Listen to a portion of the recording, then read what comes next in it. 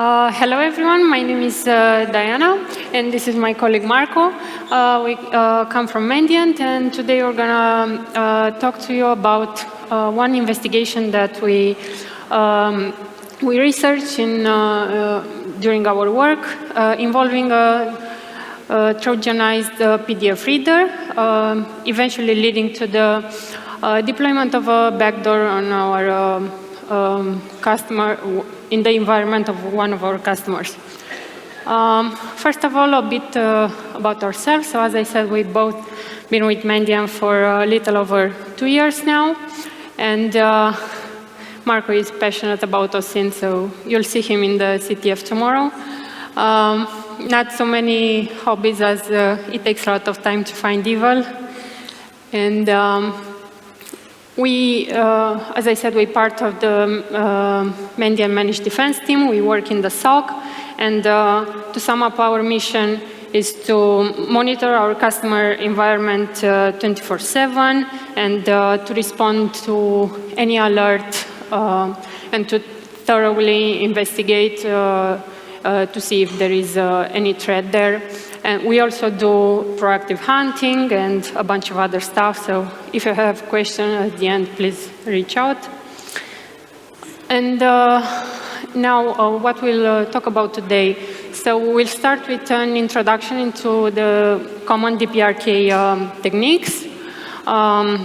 Then we will show one particular infection that we worked on, part of a DPRK campaign. Why we think this particular infection was targeted against our client. And then Marco will walk you through malware analysis, and we'll show you yet another sample that is part of this campaign. And we'll finish with conclusions and Q&A. So, about the common tactics employed by North Korean threat actors. Before going into these tactics, it is good to establish the main objectives of North Korean aligned actors, and we consider them to be financial gain and espionage.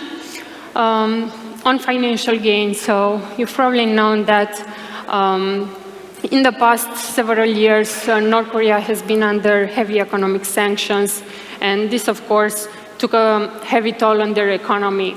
And the regime was in need of alternative income streams, and they mostly resorted to cybercrime for this.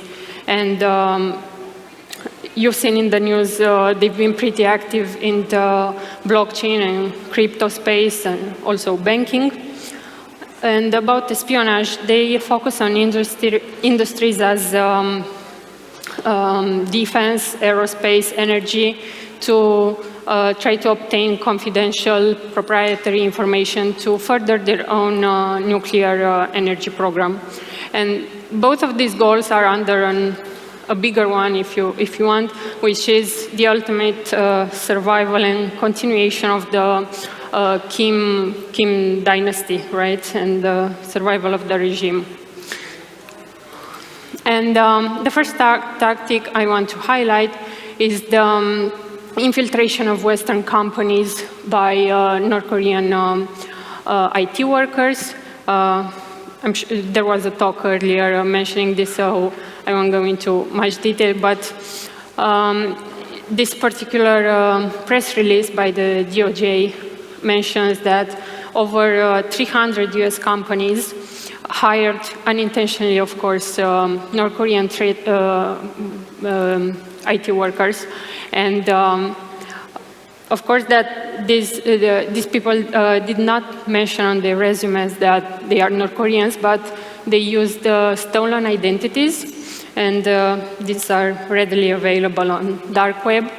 And this scheme generated millions of dollars, and it worked as you probably know, with some facilitators in the US operating big laptop farms into which the North Korean workers logged in remotely, mainly from mainland China.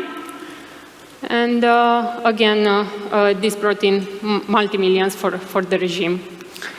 And this is another interesting case where the company actually went forward and detailed in a blog how they hired a North Korean IT worker. And what is interesting and slightly concerning is that the company is specialized in offering security awareness training, which we think as the most important defense against this type of attack. And as they rightly say in their blog, if it happened to them, it can happen to anyone. And then from the IT worker side, we go to the recruiter. So as part of this campaign, we've noticed that developers were targeted by supposed recruiters posing as legitimate ones from known companies. And you have here the stories of 2 developers who interacted with one of these recruiters. And essentially, they were asked during the interview process to execute code on their systems. And this code would crawl the system looking for credentials, basically an info stealer, and would also install a backdoor. And it's funny that if you read, I think this post, it says that the recruiter was actually insisting on the developer running the code on his system, not on a virtual machine, as he was actually doing, which is, and it was this back and forth where the recruiter was saying, you know, it's gonna crash if you run it on a VM, so no, please run it on your system. And so it's always advisable to use a VM whenever you execute unknown code. And so until now, I mentioned investigations from external sources, and I want to also talk about some cases that we personally investigated in the SOC in Managed Defense. You have there the links to blog posts that we publish as a result of these investigations. And what stood out was the use of open source software in these cases. In the first one, PuTTY, and the second one, Sumatra PDF, which is an open source PDF reader. And we'll talk more about the second case that is the one we actually investigated personally.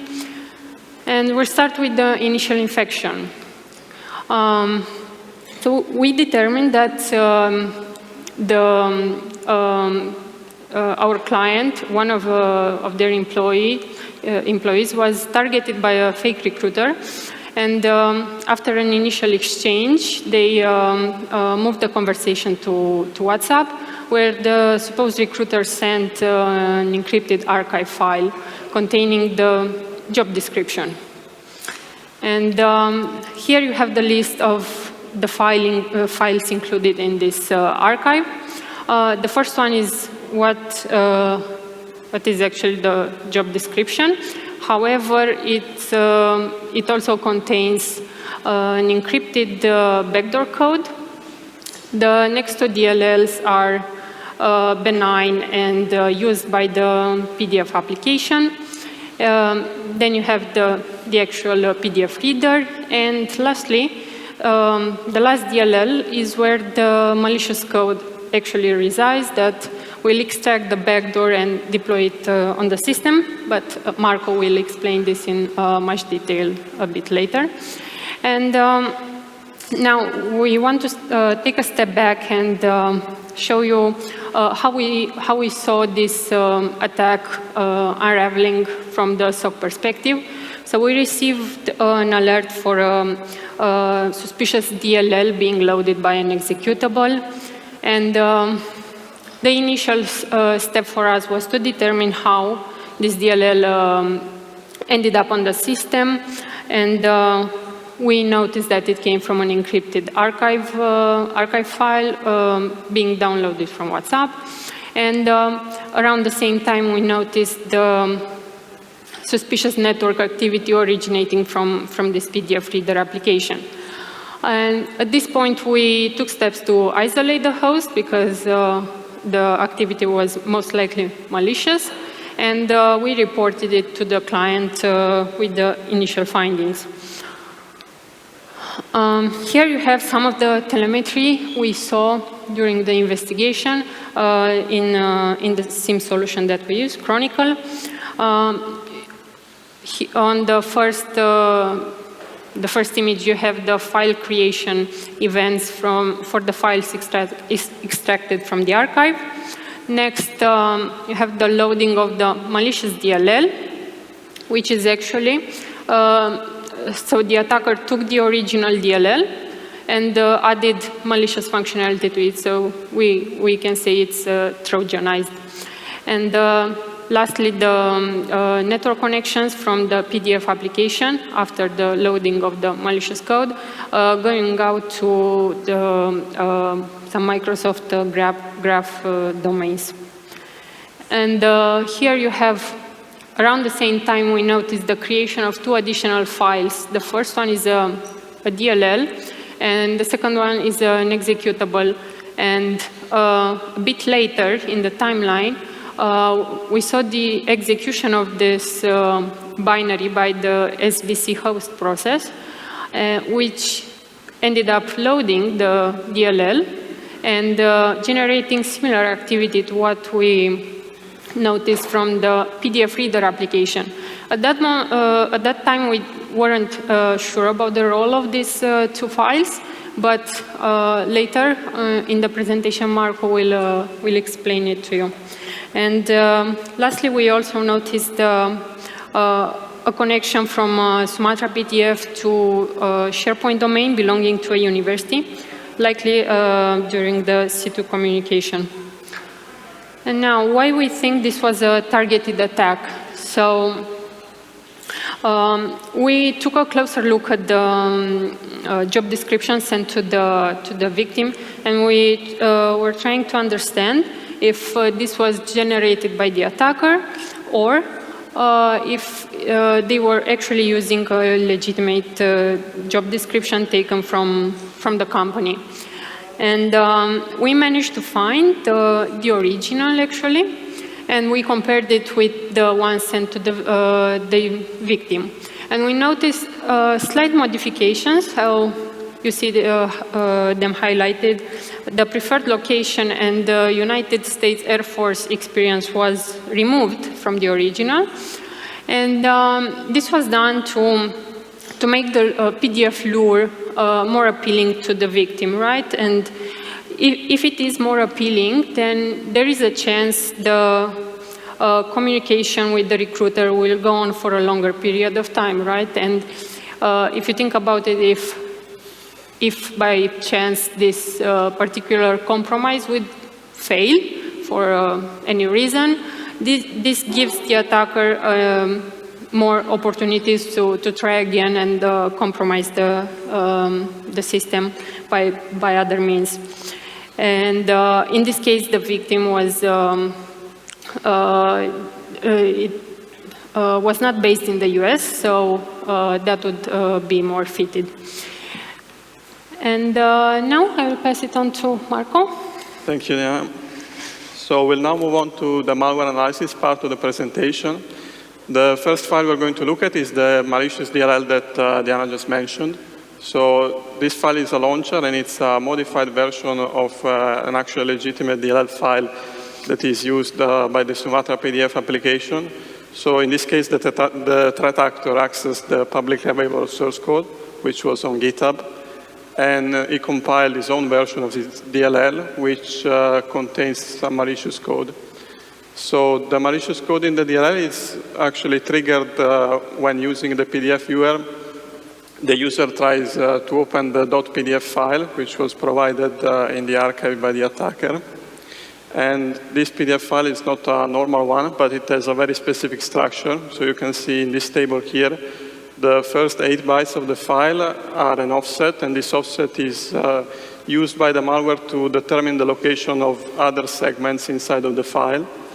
Then we have CHA-20 key and nonce, and CHA-20 is a stream cipher that is used by the malware later. And finally, there are two encrypted segments which contain an actual PDF file and a DLL file.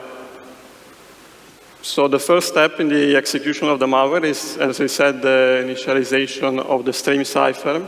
The stream cipher is initialized using the key and nonce that's in the .pdf file. And as you can see, it is the first encrypted segment is decrypted into a PDF file. You can see there the magic bytes, so the file signature of PDF. And this PDF is then written in a temporary location in Windows, and it is opened in the PDF viewer. So in reality, the PDF viewer doesn't open the .pdf file, but it opens a .tmp file. So that's just an indication that it's opening a temporary file which was decrypted. Next, the malware that keeps the second encrypted segment, which contains a DLL, and this is the actual backdoor, which I will cover in more detail later. And the backdoor is then injected into the actual Sumatra PDF process. So at this point, any network activity that we would see from the Sumatra PDF process is actually coming from the attacker-created backdoor.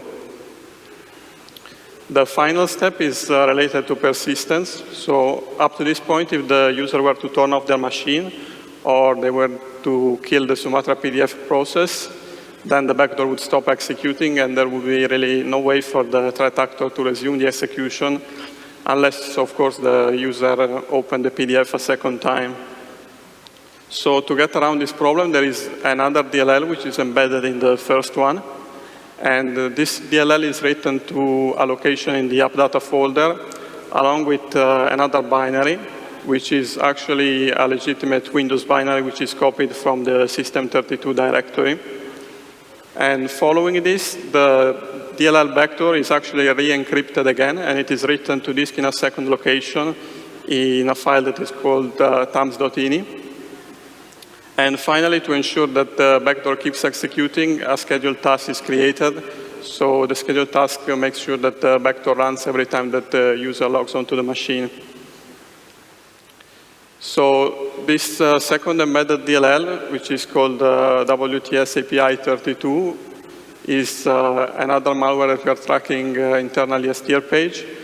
And this file, the name of this file is actually important because it's what allows it to execute correctly. So the binary I mentioned before, BDUI SRV, normally tries to load this DLL by name, but because it has been placed in a directory with the malicious DLL, because of the way that Windows loads DLL files, it will be loaded instead of the actual legitimate DLL. So what this DLL does is similar to what we saw before with the other DLL. So it reads the thumbs.ini file, and it once again decrypts the backdoor, which is then executed in the context of the BDUI binary. So the thumbs.ini file just contains the key nonce and another encrypted version of the backdoor.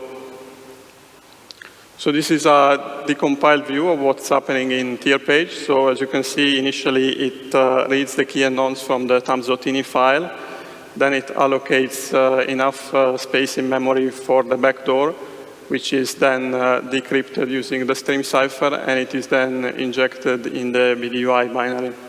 So at this point, we would see the network traffic from the backdoor, which appears to originate from an actual legitimate Windows binary, which can be confusing for analysts that are trying to identify the malicious code.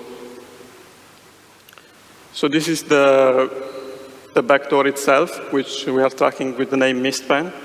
And this backdoor also is a piece of open source software which was modified.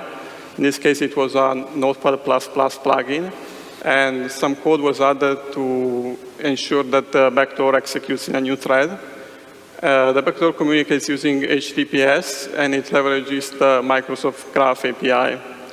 It's also capable of saving some configuration data on disk, which is saved in a file called setup.bin. So as I mentioned, the backdoor uses the Graph API. So when we analyzed the binary, we saw a lot of URLs which are related to Microsoft Graph. And because a lot of legitimate applications on the machines usually use this API, it can be really difficult to identify this traffic as C2 traffic instead of normal expected benign traffic. And the way that Microsoft Graph API is accessed is using a POST request, which contains a token which was AES encrypted in the binary, and at runtime it is decrypted and used to log in using that POST request. The backdoor can accept a few different commands. The main one is the D command, which allows it to receive and execute any kind of executable payload. So this makes the backdoor very flexible because the attacker could theoretically deploy any kind of payload. So it could be a ransomware or infostealer or any kind of other malware. Then we have the E command, which allows the backdoor to be remotely shut down. The F command, which puts the backdoor to sleep for a specified amount of time. And finally, the G command, which is similar to F, but it's kind of an hibernation. So in addition to sleeping for a certain amount of time, this time is also saved on disk in a file called setup.bin. So up to this point, we just covered the case that we found in managed defense to affecting our client. But leveraging VirusTotal, we were able to find different other samples of the same malware family. So we were able to locate an earlier sample and see some differences or some improvements that the threat actor made to the malware. And the first thing we noticed is that in the sample we looked at, there was a network connectivity check, while this was not present in the earlier sample. So it's not clear exactly what the purpose of this was, because we would expect the check to completely disable the backdoor to hinder analysis. But instead, this just prevents the PDF from being displayed, but the backdoor will still be deployed correctly. While in the earlier sample, this was not present. So this could be either a feature that was not fully implemented or maybe a mistake by the threat actor. Also, there was a difference in the C2 infrastructure. So there was no use of the Graph API, so it was much less stealthy.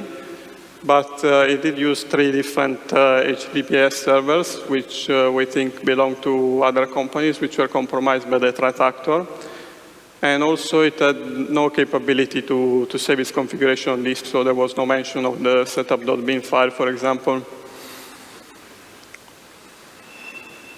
So in the end, we saw that social engineering and phishing remain one of the most effective ways that threat actors can gain access to their targets, even when we are talking about a threat actor so sophisticated as North Korea. And we also saw how open source software can provide a nice code base that the threat actors can use to create malicious versions of otherwise legitimate open source applications. And finally, going back to what Diana said at the start, we also saw an increase used by North Korea of stolen or fake identities that they can use to apply to foreign companies and infiltrate them.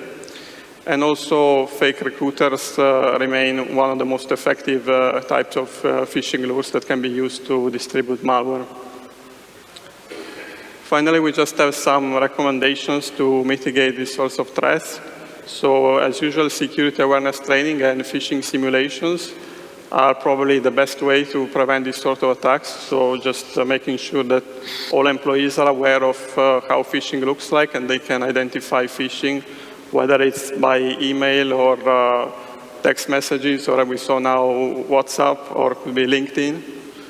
And also to mitigate some of the risk with these unknown applications executing, we also recommend application whitelisting. So just making sure that unknown applications are prevented from executing on the host. And that's all we have. Thank you for your attention.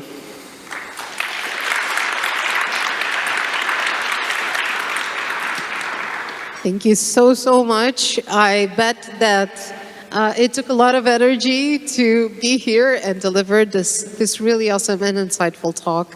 Thank you for that. let's take the last questions of the day. We have someone back there, and oh, okay, please stand up and ask your question, and then we'll go to the back.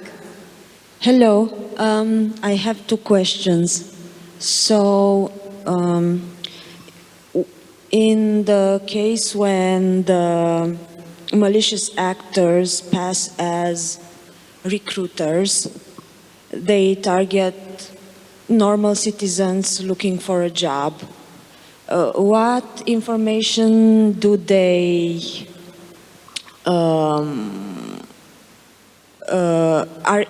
what information do they extract from these people? Usually, bank accounts or. Yeah, usually, so the deployed info stealers can mostly steal anything that you have on the system, but the vast majority of info stealers that we see in the SOC focused on data from the browser. So whatever you have stored in your browser, credentials, cookies, anything. But this is just one part. Of course, they can also steal whatever from the system. Mostly they focus on credentials to gain further access on other systems. And I see in your example that they used to connect to Graph. What was the purpose? That's just a way. Graph is like a sort of program that Microsoft uses to access other things, like say a SharePoint sites. You can access it to Microsoft Graph. But the point of having Microsoft Graph in this case was that, for example, if you are monitoring the activities on a host, you see this program is connecting to a certain IP address. And maybe you can look up the IP address on VirusTotal, or you have some intelligence that tells you that the IP address is malicious.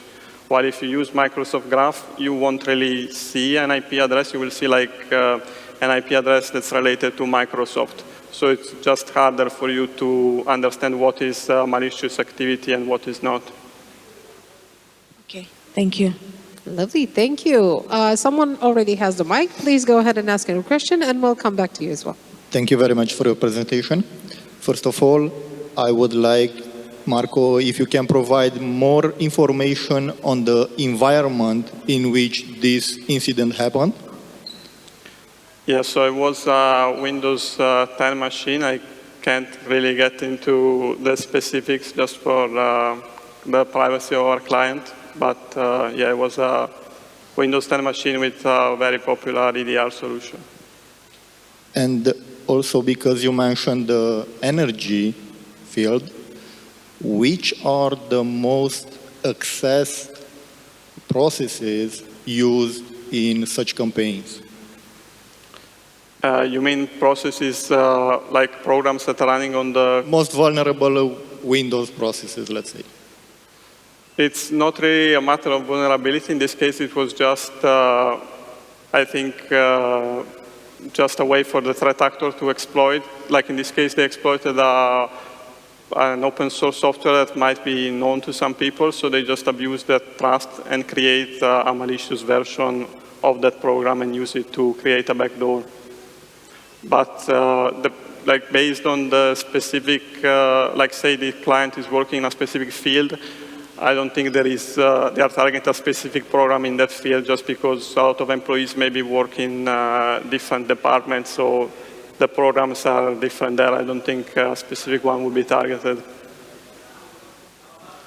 And one last question. Did the client have a DLP solution in place or not? Sorry, can you repeat that? Did the client have a DLP solution implemented? We don't really know the specifics if they had or not, but we can tell you that it was identified pretty quickly what was going on. Thank you. Thank you. Over to you, and then we'll get back to you.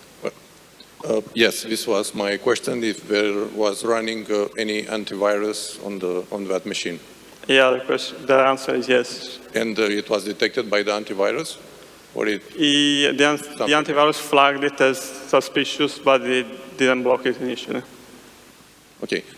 And one more question.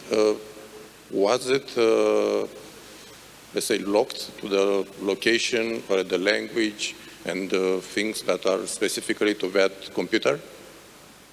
Can you repeat that? Louder a bit, please. Yeah. The malware was, let's say, customized or locked depending on the location, language of the system, and the IP, external IP that is connected to the internet? No, as far as we can tell, no. Okay, thank you. Okay. We'll take all of your questions, I promise. Hello, thank you for your presentation. I have a question. Was the file detonated on a sandbox? Sorry, was the file what? The file, the PDF file, was it detonated on a sandbox? Was it checked by a sandbox? By us, you mean? No, I mean in the flow, the user's flow. If you mean if the user executed, opened the PDF file in a sandbox? Yes. Then no, it was not a sandbox. But do you think that that might help? So we determined likely that the victim was instructed to open the PDF using the Sumatra PDF application sent as well in the archive. So probably there was an exchange that the fake recruiter give the victim these instructions. What I'm trying to say is that the specific infrastructure had a sandbox and the message would detonate there first. This incident might not occur, right? Do you understand that? Understand. I Maybe think can you come up here? We can't really hear your question. I'm actually right here. So I'm trying to understand if in the infrastructure, if there was a sandbox, an existing sandbox, if this PDF, along with the message itself that said that you must open with the Sumatra PDF exe, if a sandbox analyzed the entire message, if this incident would occur like it has. Do you understand? I think if he's asking if a sandbox solution would detect the attack, right? Yeah, sorry, I can't hear you. I don't know why. And I'm having emotions. So I'm trying to test if in this post infrastructure, the one that received this message, there was an existing sandbox, right? So maybe the email gateway sends the message to the sandbox, and sandbox opens, analyzes the message, and finds the malicious PDF. Yeah, the problem is that what he's trying to say is if the PDF itself was analyzed by a sandbox before being delivered to the user. Okay, so in this case, the PDF wasn't an actual PDF file because it was just a way for the threat actor to store its encrypted backdoor. So the sandbox, if it's like configured to analyze a PDF file, it would probably say this is not a PDF file. So you would have to see what the configuration of that sandbox is. So if you have a PDF extension file and it's not a valid PDF, then if the sandbox is configured to block it, then yeah, it would prevent it. So it just goes down to the configuration of the sandbox, what determines it malicious or not. Okay, thank you. Next question. I think somebody has the mic already. Please stand up when you ask your question. Thank you. Yeah.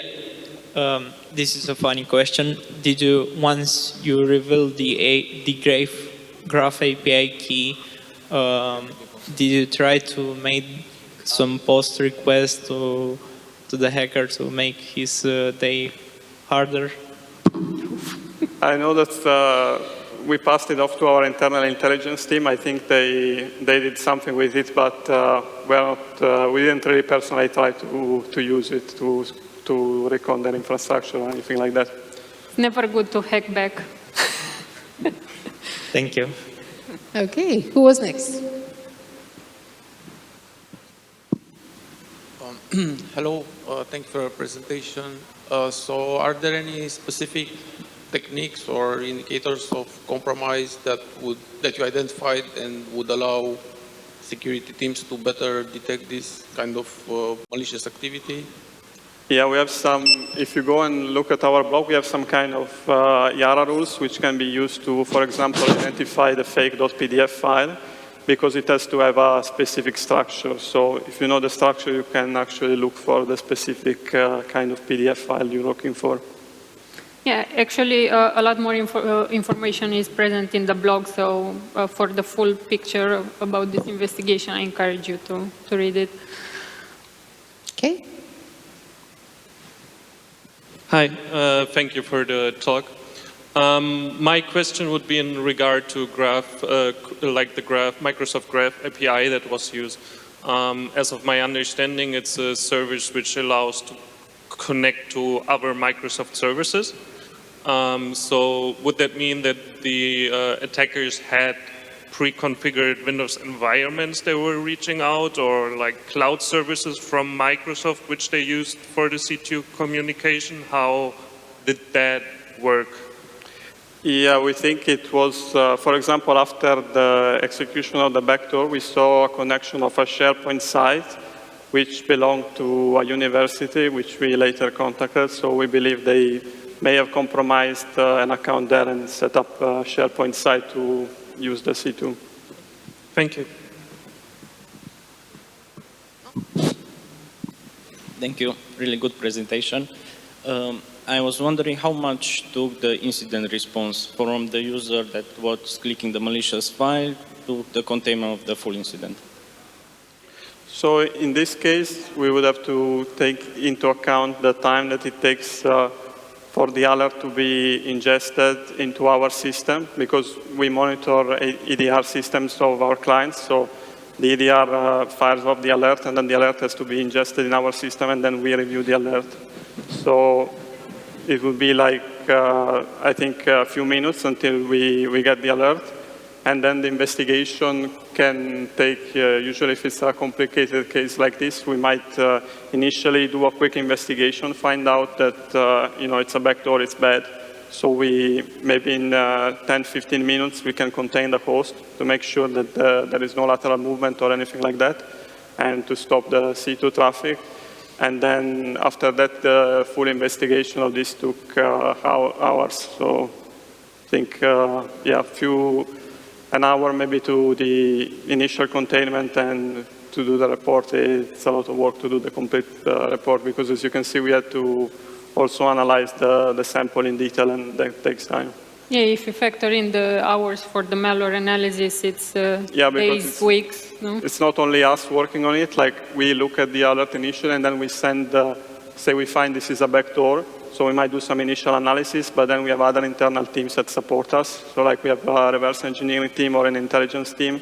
So we work together with them to get the entire picture of the investigation. Thank you.